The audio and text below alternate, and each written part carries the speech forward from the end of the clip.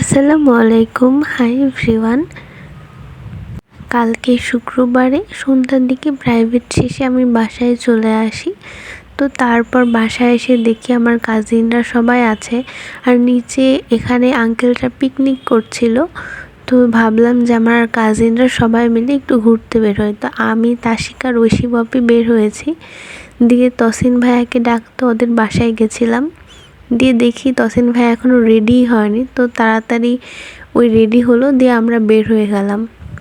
দিয়ে আমরা মুক্তমঞ্চ, নঙ্গর এদিকে এসেছিলাম একটু ভিডিও ছবি তোলার জন্য। তো এখানে দুইটা বাচ্চা সাইকেল চালাচ্ছিল, পুরো তামিমের মতোই লাগছিল ওদেরকে। তো এই সময় পুরো মুক্তমঞ্চটা ফাঁকা ছিল। আমরা আসলে সব ভাই বোনরা মিলে এসেছি একটু হাঁটতে। তো এদিকে ওদেরকে আমি হাই দিতে বলছিলাম। যে যার ভিডিও ছবি তোলা নিয়ে ব্যস্ত এইদিকে। দিয়ে ওখানে যেয়ে আমরা একটু ঘোরাঘুরি করছিলাম।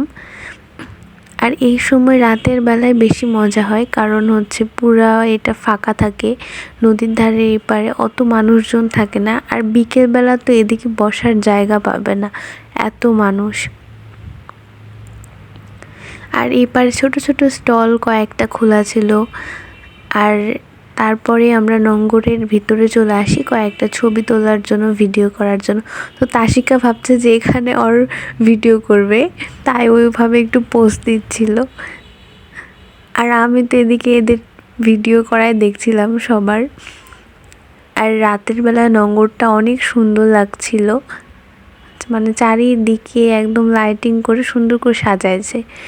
তো এই তো আমরা ভাই বোনেরা কয়েকটা ছবি তুলেছি। এই ছবিগুলো ঐশী বাপি তুলে দিয়েছিল, আর তাশিকার সাথেই আমার বেশি ছবি আছে এখানে। এই তো এখানে আমরা 3 বোন একসাথে, এখানে তাশিকার সাথে। দিয়ে তারপরে আমরা একটু ঘোরাঘুরি করলাম নঙ্গরের ভিতর, দিয়ে আবার বাসায় চলে গেলাম। তো আজকের ভিডিওটা এই পর্যন্তই।